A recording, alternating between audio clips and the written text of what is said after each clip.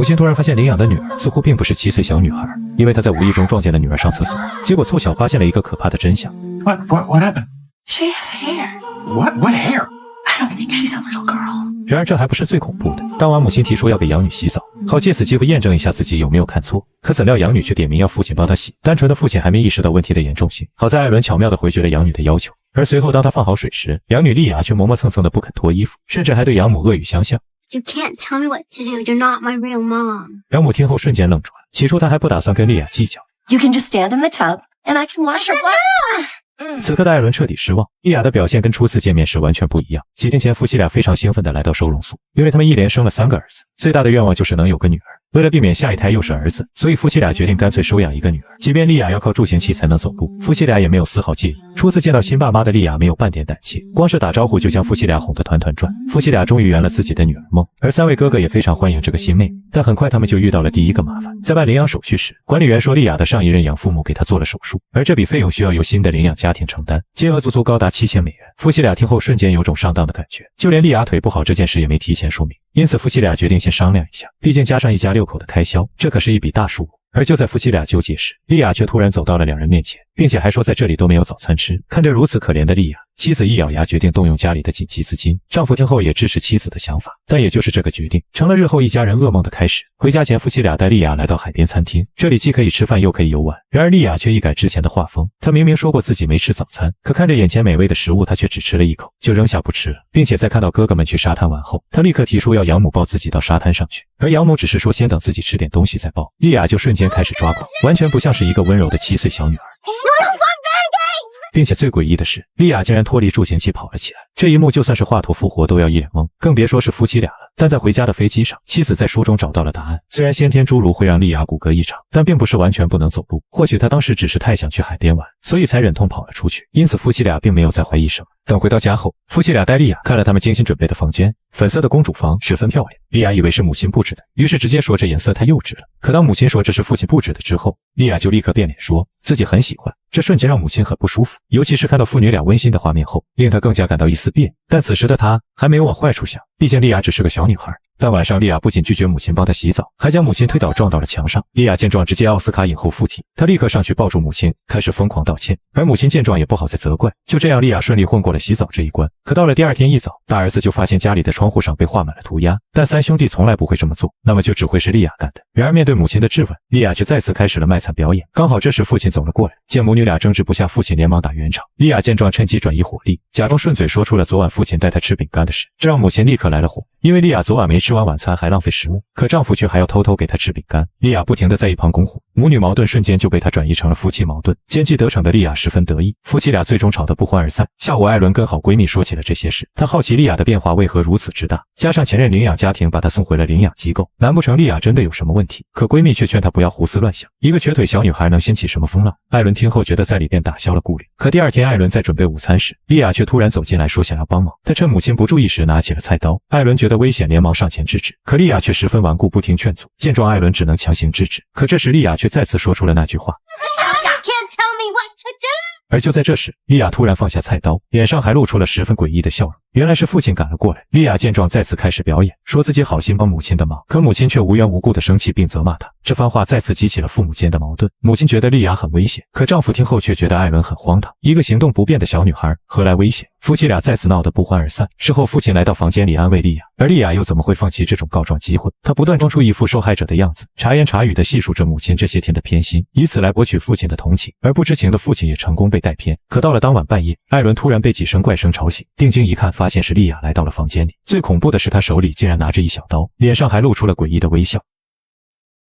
莉亚见状立刻制止养母，随后她就带着微笑转身离开了。这举动就像是在给养母下马威一样。随后艾伦壮着胆子跟到她房间查看，但却只看到莉亚在乖乖睡觉，仿佛刚才的一切从来没发生过一样。安全起见，母亲开始翻找那把刀子，可怎料他一转头就发现莉亚正死死地盯着他。而在母亲说明刚才的情况后，莉亚却表示自己从没离开过房间。母亲怀疑她将刀子藏在玩偶下面，于是就说想要检查一下。可莉亚听后却突然开始大喊大叫，下一秒父亲就被求救声吸引了过来。莉亚见状趁机向父亲告状，成功的让父亲将矛头对准了母亲，而母亲见状只能解释说是自己眼花了。这下不仅没被搜出刀子，还成功挑拨了养父母的关系。然而最奇怪的是，母亲下楼查看了厨房的刀具，结果竟然发现一把刀也没少。这下就连她自己都开始怀疑自己了，同时还把跟下楼的丈夫也吓了一跳。然而这还没完，第二天一早，莉亚迟迟不肯起床，随后成功将父亲引到自己的房间，并趁机委屈地说母亲对自己有意见，好进一步挑拨父母之间的关系。可令他没想到的是，父亲在学毛毛虫逗他笑时，刚好看到了床下被弄坏藏起来的玩具，而这正是小儿子一直在找的玩具。惊悚的是，玩具被硬生生扭到了脑袋。父亲问道这是怎么回事，莉亚见状再度开始了卖惨表演，她表示自己是不小心弄坏的，并祈求父亲不要告诉母亲，否则自己一定会被母亲惩罚的。不得不说，莉亚确实厉害，都这时候了，她还不忘拉母亲下水。父亲为了家庭和睦，便答应了莉亚。早餐过后，母亲带着莉亚来到学校办理入学。可由于当地的法律规定，莉亚太过隐私的个人资料是严格保密的，所以根本提供不了什么有用文件，尤其是学籍资料居然也是保密的，导致工作人员根本没法办理入学手续。好在艾伦认识学校的主任，可以破例安排莉亚先从1年级开始试学，但需要尽快补上莉亚的疫苗接种记录，否则到了20天期限后将不能继续上学。由于领养中心为保隐私遮盖了记录，所以艾伦需要再跑一趟调取疫苗记录。事后艾伦将一切告诉了丈夫。最奇怪的是，记录来源地为纽泽西，而领养中心的地址却是在南卡，两地往返路程足足需要2500多公里。为什么上一家人要把孩子送这么远？这让艾伦越来越怀疑莉亚的身份。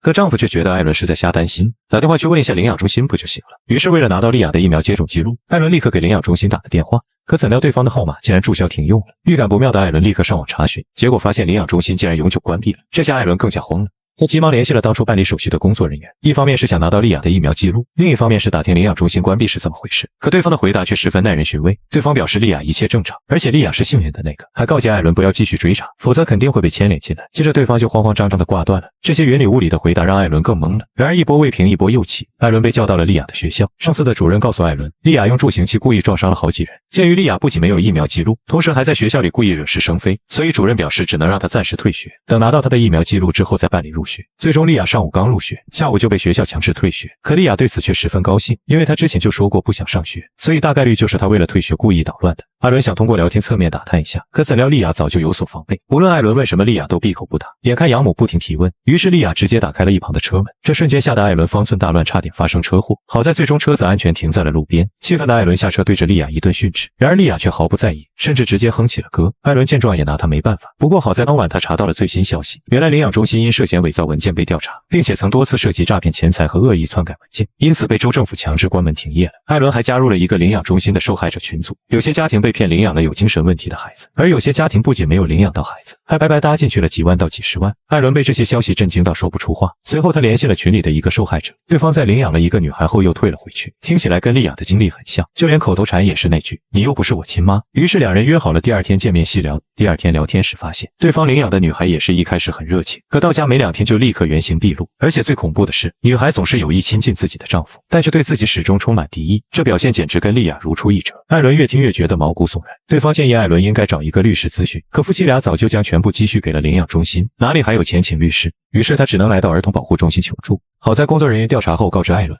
莉亚是通过合法方式来到美国的，并没有人口走私的记录。艾伦听后这才缓了一口气。工作人员也可以提供入学需要的文件，可按规定还是会遮掉隐私部分。艾伦说他想多了解莉亚一点，请求工作人员帮个忙，不要遮掉隐私部分。可工作人员最终还是微笑回绝了。虽然还是没有查到莉亚的详细身世，但至少证明了莉亚不是走私来的，而且还拿到了入学所需的文件。但莉亚却始终坚持不肯上学，甚至当场发脾气乱摔东西，还说自己只想要跟父亲待在一起。艾伦听后看了丈夫一眼，而丈夫竟表现出了一丝心虚。第二天一早，门口突然传来了小儿子的惨叫。艾伦听后拼命跑下楼，结果发现门口竟然铺满了图钉，小儿子已经被扎伤。艾伦下意识对丈夫说肯定是莉亚干的，但这却引起了丈夫的质疑。夫妻俩也再次为此发生了争执。而在艾伦给小儿子处理伤口时，艾伦的妈妈也赶了过来，她送来了糕点，顺便看看孩子们。可在得知小外孙被莉亚使坏弄伤后，她竟然忍不住笑了出来。然而面对艾伦的询问，她却说这是上帝给小外孙的一点锻炼，并且她也不信莉亚会做出这种事。丈夫询问莉亚后说不是她干的，可哪有坏人会承认自己干了坏事，并且丈夫还说就算是莉亚干的又咋了，这只是个小小的恶作剧而已。就在夫妻俩争执时，艾伦妈妈也是看热闹不嫌事大，竟直接帮着女婿说话，还指责艾伦总是喜欢把小事放大。话说如果编剧把妈妈改成婆婆，那弹幕至少得翻好几倍。随后艾伦查看了抽屉里的刀具，结果发现竟然少了一把，于是他二话不说直接冲进了莉亚的房间。但奇怪的是，大清早的莉亚竟然不在房间里，于是艾伦便开始在房间内到处翻找。很快他就在床底下找到了那把刀，接着他开始满屋子寻找莉亚，因为他害怕莉亚会对儿子们不利。随后他将刀子放在桌上，可丈夫和妈妈却依旧觉得艾伦大惊小怪，于是他立刻开始全屋寻找莉亚。结果就在他打开厕所门时，竟无意中发现了一个惊天大秘密。What happened? She has hair. What hair? I don't think she's a little girl. 为了查清楚一切，夫妻俩带养女来到医院做检查，可检查结果却令养母难以置信。医生说莉亚应该就是7岁小女孩，不过她也确实很不寻常的长出了体毛。医生也没遇到过这种情况，更别说这个年纪就已经有了生理期，所以医生建议带莉亚去看内分泌科，检查一下荷尔蒙指数。但丈夫却觉得完全没必要，并且莉亚似乎非常害怕看医生。不过随后医生又说了一个坏消息，检查结果发现莉亚有内翻足需要手术，就连髋关节也可能存在问题，而这些手术其实早就该做了。夫妻俩听后瞬间懵了，领养中心的人明明说过莉亚没有问题，手术已经在领养前就做过了。为此夫妻俩还额外支付了7000美元手术费，但医生却很肯定莉亚没做过手术，因为她身上没有看到任何的手术疤痕。这时艾伦才将真相告诉丈夫，领养中心因为涉及人口贩卖被起诉查封，他们不仅将小孩子当作敛财工具，还伪造孩子们的出生证明和年龄。因此艾伦怀疑莉亚并不是资料上写的7岁，再加上莉亚本就患有侏儒症，所以如果她的实际年龄更大或是有精神问题，那很可能会给家人带来危险，尤其是莉亚撕坏玩具和乱撒图钉的种种行为。但丈夫却觉得艾伦反应过度了，这不过就是小孩子的恶作剧而已。但艾伦表示防人之心不可无，无论如何还是调查清楚比较好。好在这次医生也支持艾伦的看法，于是他答应帮艾伦预约其他科的医生。虽然丈夫很不情愿，但也只能接受。于是此后他们便带着莉亚前往各个医院，给她做手术的同时顺便查清楚她的年龄。但可惜的是，莉亚的侏儒症类型极其罕见，这概率仅只有几百万分之一，所以一般的年龄诊断方法根本行不通。初步诊断莉亚确实只有7岁，可她的头颅发育程度却和成年人的一样，并且牙齿发育也是成年状态。而莉亚为了报复养母的追查，她开始不断捣乱干扰养母开车。3个见状出手阻止，结果反被莉亚死死地揪住头发，就连后排的二哥也没能幸免。莉亚将二哥的书撕了个粉碎，可开着车的艾伦却对此无能为力。而这一切都是莉亚故意做给养母看的。事后夫妻俩咨询了心理医生，医生表示如果莉亚的年龄在18岁以上，那么这种行为就属于反社会型人格，可如果莉亚只是个儿童，那么就属于反应性依附障碍。通俗来讲，就是人在婴儿时期被抛弃，从小没有父母陪伴进而产生的症状，会伴随愤怒、说谎、攻击性行为等等，本质上是为了更好地保护自己。随后心理医生给了夫妻俩一个离谱的建议，那就是把莉亚当成婴儿重新再养一遍。这是一种重建依附疗法，可以让孩子建立对父母的依赖，从而培养出健全的人格。所以医生建议夫妻俩用奶瓶给莉亚喂奶，用汤勺喂莉亚吃饭，建立父母和孩子的联系。但这直接给艾伦整无语了，就因为莉亚未满18岁，所以就不能说她是反社会型人格，而是要等到她18岁才可以。那不就相当于一个未成年孩子杀了人，要等到他满18岁了才能抓，那在这之前他岂不是可以为所欲为？艾伦对这种脑残方法不屑一顾，但丈夫却对此深信不疑。他像对待婴儿一样喂莉亚吃饭，而换来的自然是莉亚的嫌弃。于是他又换成了用奶瓶喂奶，结果依旧是自讨没趣。艾伦表示必须尽快查清莉亚的真实年龄，于是他上网查询了所有可能的方法，最终查到了向国土安全局申请这个办法。提交申请没问题后，等资料寄过来就行。下午他去学校接莉亚放学，顺便见了之前的主任，想了解一些莉亚在学校里的基本情况。而主任也发现了一些奇怪的地方，莉亚从不跟任何同龄人交朋友，她似乎非常喜欢跟男老师们在一起，这让男老师们非常尴尬。随后在回家的路上，艾伦谈起了之前那些带精血的袜子，想从莉亚的嘴里挖出点信息，不过他并没有直接表明目的，而是借着关心的名义旁敲侧击。他告诉莉亚不能用袜子代替卫生棉，这样很不卫生，会影响健康，还说自己可以教莉亚怎么用卫生棉。但莉亚听后却瞬间怒了，还说不需要你教，而言外之意就是他知道怎么用。艾伦敏锐地捕捉到了这一点，莉亚眼看自己说漏了嘴，为了避免养母继续追问下去，他竟然直接蒙住了养母的眼睛，而前方正是在家门口打球的儿子。伴随着一声撞击声传来，艾伦的心瞬间提到了嗓子眼儿，但好在他只是撞到了路边的垃圾桶，而莉亚则哭着装起了无辜。艾伦见状说出了他干的好事，可这时莉亚却反咬一口，他说是母亲在车上对他太凶，所以才一时冲动做错事的。随后还抱住父亲开始撒娇博取同情。艾伦听后看了丈夫一眼，她已经对丈夫不再抱有任何期待了。于是艾伦带着儿子去了闺蜜家。当晚闺蜜给艾伦说起了一部电影，就是我主页置顶解说的那部孤儿院。莉亚的表现和孤儿院里的小女孩一模一样，两人正好都是侏儒症患者，外表像小孩但实际上是成年人。闺蜜怀疑莉亚跟电影里的女孩一样，是一个反社会人格的变态杀手，而且他们同样是对养父很亲近，但对养母却百般使坏，加上丈夫马克又对莉亚十分信任，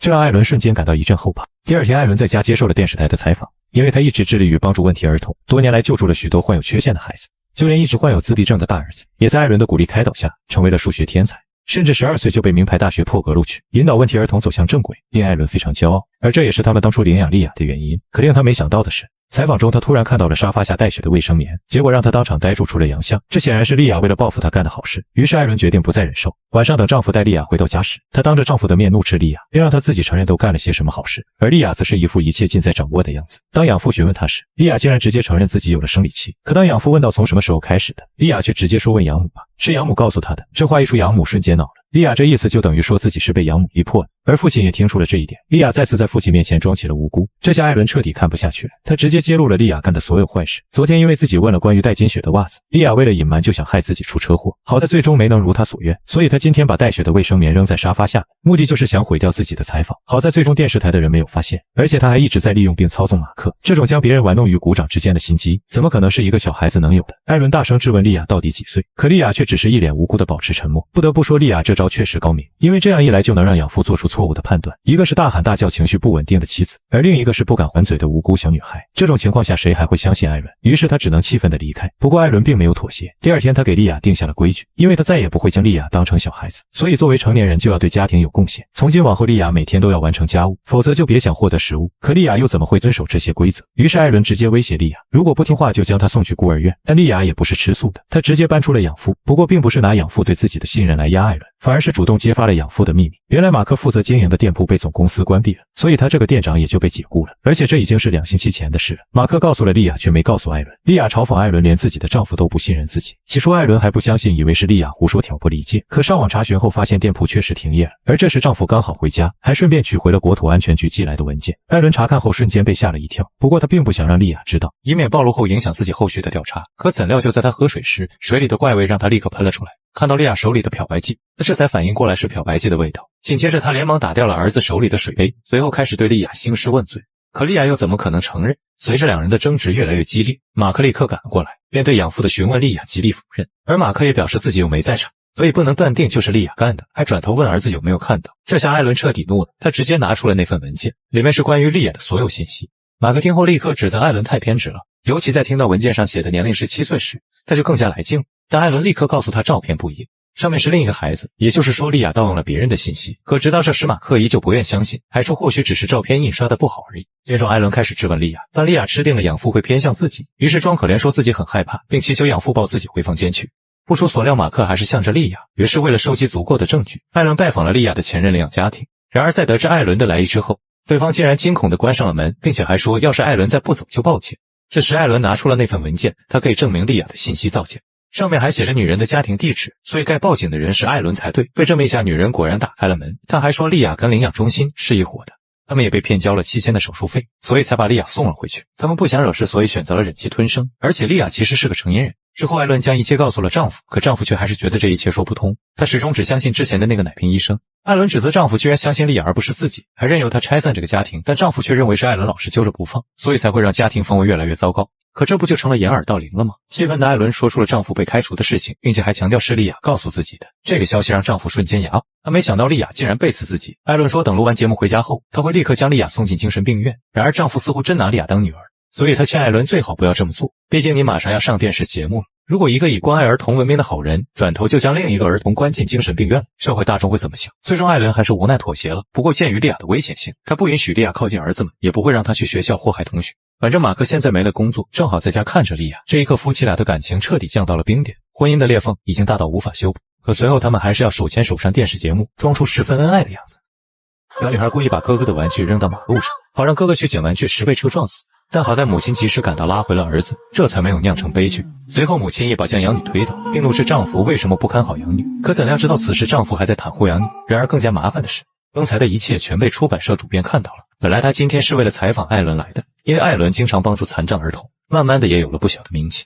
所以出版社决定专门为艾伦出一本书，甚至还是主编亲自登门拜访。可谁知就是这么重要的一次采访，却偏偏赶上了莉亚捣乱。试问有谁会相信他不是故意的？而由于艾伦怕莉亚影响自己的采访，因此他事先没有跟主编说明莉亚的事，这让主编感受到了欺骗，所以他决定取消为艾伦出书的事情。而这已经是今天莉亚第2次捣乱了。就在上午，他还招来了儿童保护协会的人。艾伦开门后还一脸蒙圈。工作人员说他们接到了一份匿名投诉，说这里有人在威胁小孩子的安全，所以他们才上门拜访查看家里的情况。起初艾伦还以为他们找错家庭了，可对方直接说出了艾伦的名字，还说要和3个儿子以及女儿谈谈。问话时3个儿子没有任何问题，回到了莉亚时却一直不见谈话结束。艾伦想知道是谁投诉的，可工作人员又怎么会透露这种隐私？不过即使不说也能猜到是谁。不久后问话终于结束，离开前工作人员说莉亚的脚需要做手术，等手术完成后会再来回访，这等于是逼着夫妻俩给莉亚做手术。可由于丈夫马克失业在家，而艾伦又只能靠演讲赚点小钱，所以就暂停了莉亚的脚部手术，现在被强制要求继续，让本就不富裕的家庭更加雪上加霜。而莉亚还装可怜抱着母亲。等工作人员离开后，艾伦立即推开了莉亚，并质问她为什么要打电话匿名举报，但莉亚却说只是想帮忙，不想让养父母以后被查到蹲监狱。可如今家里的经济状况堪忧，莉亚简直是在将他们往绝路上逼。然而丈夫却袒护说或许是邻居投诉的，因为他永远只相信自己看到的。由于要接待即将到来的主编，所以艾伦让丈夫好好盯着莉亚。可怎料最后悲剧还是发生了。最终当晚，艾伦连夜收拾好了行李，他要带着儿子们回娘家住一段时间，直到马克在他和莉亚之间做出抉择为止。马克听后瞬间慌了，他两边都不想失去，可艾伦已经忍无可忍，因为莉亚已经威胁到了儿子们的生命，他可不想继续留在这里坐以待毙。马克见状还想再挽留，可奈何艾伦去意已决。第二天一早，他带着儿子回到了娘家，母亲也已经等在门口，而马克则是看着空荡的衣柜发呆。这时莉亚突然出现在身后，还没到母亲和哥哥还会不会回来。马克以为莉亚是在关心他们，于是就安慰说过几天他们就会回来。而莉亚听到后自然是一脸的失落，他才不希望他们回来打扰自己和养父。此后每晚马克都难以入眠，于是他给妻子打去了电话，但可惜艾伦设置了免打扰，因此他只能给艾伦留言。他想劝艾伦带儿子们回来，可虽然他话里话外都在是若求原谅，但奈何他还是想两边都要。而伦自然不可能接受。第二天一早，马克给莉亚准备了玩具和食物，因为他要在电脑前进行线上面试，所以希望莉亚暂时不要吵闹干扰面试。本来莉亚并不想捣乱，可谁知马克却说如果能拿下这份工作，那么母亲和哥哥们或许就会回来，一家人就能再次团聚了。这句话简直精准踩雷，这下不捣乱是不可能了。果然就在马克侃侃而谈即将面试成功时，楼下却突然传来了门铃声和敲门声，这瞬间打断了马克的面试，他不得不下楼查看，于是便跟面试官说稍等自己一下。开门后发现是一名巡逻警官，警局连续接到了好几通报警电话轰炸，以为有10万火急的大事就慌忙赶来了。马克听后说自己一直在面试，接着莉亚就从身后走了出来，直到这时马克才反应过来，他质问莉亚为什么要打电话报警，可莉亚却说她只是饿了想点外卖。饿里有连马克都不会信，更别说是警官了。但为了不被警官当成恶意报假警处罚，所以他只能跟警官说好话求情。可他嬉皮笑脸的警官怎么会相信？于是警官将马克训斥了一顿，并警告他恶意占用急救资源的严重性。马克这才正经地说出了自己的遭遇，并卖惨祈求警官给次机会。最终警官吃软不吃硬，放了马克一马。可当马克想继续面试时，却发现面试官早就挂断了。他总算是体验到了妻子当初的感受。可这时莉亚还装傻问父亲怎么了。马克无奈地问莉亚到底想干嘛，然而莉亚却还是狡辩说自己只是饿了，可明明已经提前准备了食物。再说了，有谁会用报警电话点外卖？愤怒之余，马克终于想起了妻子先前的话，他质问莉亚是不是干了之前那些事，可莉亚却依旧嬉皮笑脸地否认。这下马克彻底破防了，他咆哮地问道：现在要怎么挽回这个家？可莉亚却说不想让他们回来，最好让母亲和哥哥都去死。马克被吓得彻底呆住，没想到妻子一直以来说的都是真的，而妻子这边已经过上了惬意的田园生活，3个儿子也玩得不亦乐乎。他们总算是过上了几天清闲日子，可怎料这种日子转眼就被打破了，因为丈夫竟然带着莉亚来到了这里，而艾伦不想和丈夫多说废话，他直接奔向了远处的莉亚，并质问莉亚到底想要什么，要怎样才肯放过他们一家人。可莉亚却依旧在装傻。丈夫进屋后也遭到了冷落，经过上次的事，儿子们根本不想搭理他。这时窗外突然传来呼喊声，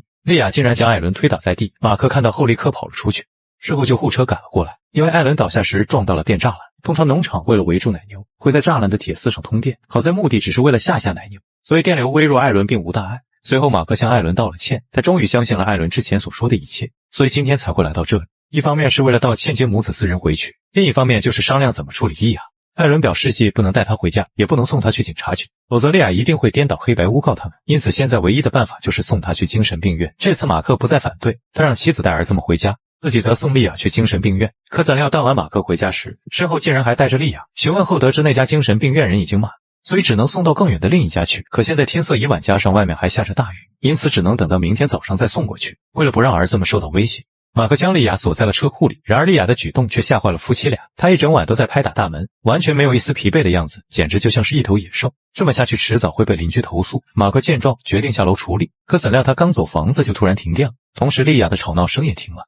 艾伦顿时有种不好的预感，紧接着门外就响起了敲门声。好在最终马克没事，而且敲门的人是警察。不出所料，他接到了邻居的投诉，说这里不停传出小孩子的尖叫，因此警察表示要进屋巡查一下。起初艾伦还想隐瞒说是儿子们的尖叫声，可随后警察就提到了儿童保护协会。艾伦知道瞒不住，就干脆主动说出了一切，从莉亚的假年龄到她被关在车库等等。可毕竟空口无凭，于是艾伦让丈夫去拿文件过来，而在此期间，警察跟莉亚进行了谈话。谈话结束后，警察查看了所有文件，不出所料，谈话时莉亚颠倒了黑白，还说是夫妻俩一直在囚禁并伤害她。可如今证据就在眼前，再加上莉亚身上根本没有受虐伤痕，以及警察问话时也发现了不对劲，他觉得莉亚的对话方式过于成熟，而且警察也认出了艾伦，他知道艾伦是经常帮助残障儿童的好人，因此他建议夫妻俩解除领养，将莉亚交由州政府接管。可那样的话迟早会被其他家庭领养，并不能解决根本问题。最终警察想到了一个更好的办法，那就是将这些文件提交上去，加上之前医生的那些诊断报告，就可以证明莉亚不是小孩子而是成年人。这样一来就可以更改她的年龄，让她再也不能用小孩子的身份骗人，也不能再享受法律赋予小孩子的相关权益。而由于她是残疾，如果夫妻俩愿意，可以继续做她的监护人，这样也不会危害到其他家庭，而且不用像孩子一样跟她住在一起。夫妻俩最终采纳了这个方法。这次所有手续进展极其顺利，幸运女神总算眷顾了他们一次。夫妻俩依旧是莉亚的监护人，但不需要跟她住在一起。毕竟莉亚已经22岁成年了，因此夫妻俩在别处给她租了一套公寓，还给她准备了各种生活用品，房租和补助会按时汇款，足以保障莉亚今后的生活。直到关上门的那一刻，夫妻俩才终于松了一口气，两人的感情也重归于好。可事情的真相真是这样吗？敬请期待下集反转。